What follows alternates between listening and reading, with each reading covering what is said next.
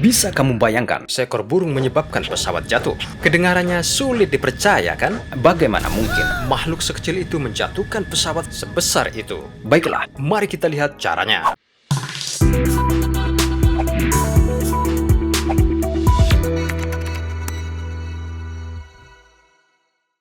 Ketika seekor burung secara tidak sengaja bertabrakan dengan kaca depan kokpit atau mesin pesawat terbang, fenomena tersebut disebut sebagai bird strike. Serangan burung menyebabkan kegagalan mesin yang menyebabkan potensi kecelakaan pesawat. Burung terbang di langit, jadi secara teknis kita ada di ruang mereka. Sebuah landasan pacu di bandara sekitar 3.000 hektar dan dihiasi oleh rumput. Jadi jauhkan burung. Bisa sedikit rumit. Jadi, bagaimana kita menghindari serangan burung? Sementara beberapa bandara umumnya menggunakan speaker dengan desibel suara yang tinggi untuk menghalau burung jauh dari landasan, beberapa bahkan menggunakan petasan dan senapan. Beberapa otoritas bandara juga memelihara domba dan hewan lain untuk memakan rumput, sehingga tidak ada makanan tersisa untuk burung-burung itu. Beberapa bandara juga memiliki drone terbang di udara untuk menjauhkan burung-burung dari area landasan pacu bandara. Tapi tidak ada yang berhasil, karena burung masih bisa meluncur di dalam dan sekitar bandara. Namun, kita telah menemukan cara terbaik dan paling efektif untuk menjauhkan burung. Patroli elang. Yap, yang kamu dengar itu benar. Bandara melatih elang yang dianggap sebagai burung raptor mematikan yang paling cepat terbang, hingga rata-rata 180 mil per jam.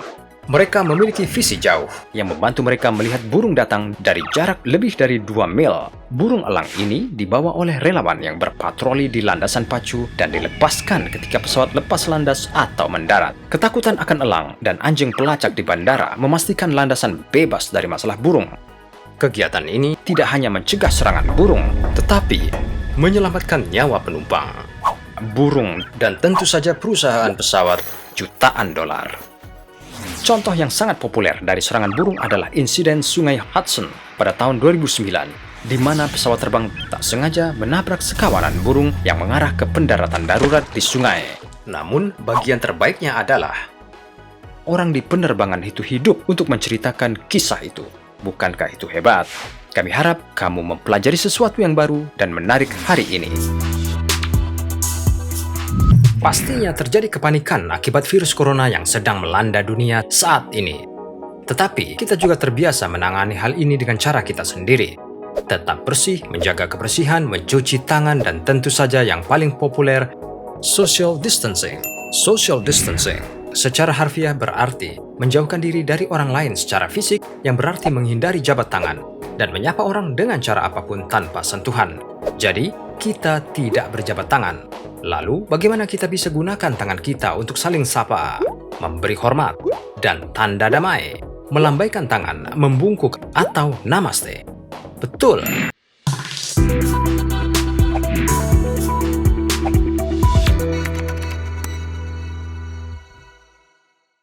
Namaste, gerakan tangan paling populer yang terus berkembang dan tampaknya telah menggantikan jabat tangan. Presiden Amerika Serikat Donald Trump menulis di Twitter tentang bagaimana ia menyapa Perdana Menteri Irlandia dengan namaste. Presiden Prancis Emmanuel Macron memutuskan untuk menyapa semua rekannya dengan namaste juga, sama dengan Pangeran Charles yang terlihat menyapa orang-orang dengan namaste, yang sekarang dikenal sebagai tindakan pencegahan terhadap virus corona. Jadi tidak ada lagi halo, tapi semua namaste. Apa arti namaste? Berasal dari bahasa Sanskerta.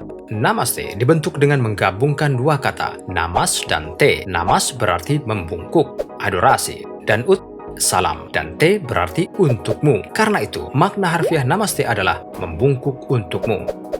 Namaste adalah salam yang umum dalam yoga juga. Ini adalah isyarat untuk mengirim pesan spiritual damai ke alam semesta dengan harapan menerima pesan positif kembali. Sebagian besar mengatakan namaste juga sebagai sarana untuk berterima kasih kepada guru mereka atau menggunakannya sebagai ungkapan kelegaan. Namaste juga digunakan untuk pengampunan dan merupakan cara yang sopan untuk menerima kesalahan atau meminta maaf.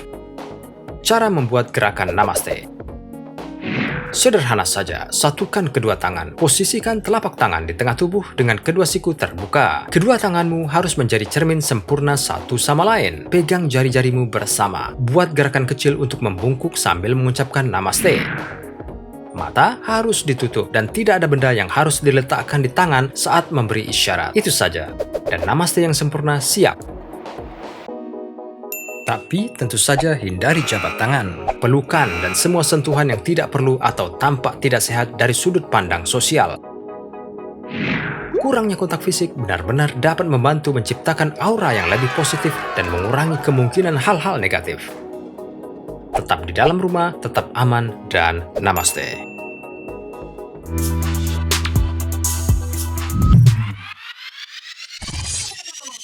Mengapa kita memiliki sidik jari?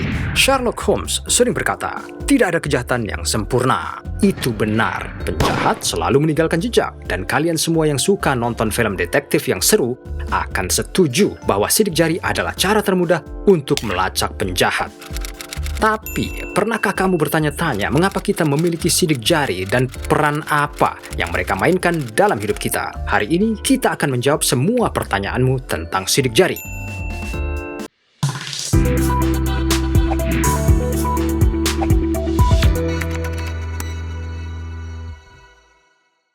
Mari mulai dengan apa itu sidik jari.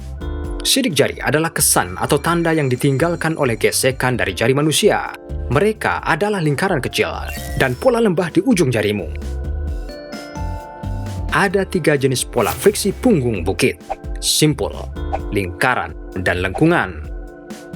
Identifikasi sidik jari. Daktiloskopi adalah proses membandingkan kesan friksi kulit dan jari, telapak tangan, dan jari kaki untuk menentukan apakah mereka berasal dari orang yang sama. Dan sekarang untuk pertanyaan utama, apa tujuan sidik jari? Atau mengapa kita memilikinya? Nah, para ilmuwan telah lama beralasan bahwa sidik jari membantu manusia mencengkram objek dengan menciptakan gesekan.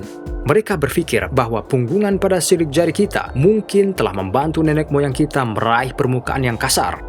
Satu lagi kemungkinan tujuan sidik jari adalah bahwa sidik jari membantu kita meningkatkan indera sentuhan dan membantumu mengidentifikasi objek. Di bawah punggungnya terdapat mekanoreseptor, sejenis reseptor sensorik yang merespons friksi yang disebabkan oleh gerakan ujung jari di sepanjang permukaan atau bahan dan mengirimkan informasi sentuhan ke otak. Mengapa kita memiliki sidik jari yang unik? Sidik jari digunakan untuk mengidentifikasi orang karena sidik jari setiap orang itu unik. Orang-orang dapat memiliki pola sidik jari yang serupa, namun tidak sama. Sidik jari bahkan lebih unik dari DNA. Sebagai contoh, kembar identik dapat berbagi DNA yang sama, atau setidaknya sebagian besar. Tetapi, mereka tidak bisa memiliki sidik jari yang sama. Bahkan, sidik jari juga bervariasi di antara jari-jarimu sendiri. Artinya, kamu memiliki sidik jari yang unik di setiap jari. Bisakah kamu benar-benar membakar sidik jarimu? Ya, kamu bisa. Cukup banyak luka atau luka bakar yang masuk lebih dalam dari lapisan luar kulit yang dapat mempengaruhi pola sidik jari secara permanen. Sebenarnya, tujuan sebenarnya dari sidik jari tidak pernah jelas atau konklusif. Namun, kita semua bisa sepakat bahwa ini penting dan diperlukan untuk mengidentifikasi orang. Kami harap kami telah menjawab semua pertanyaanmu tentang sidik jari.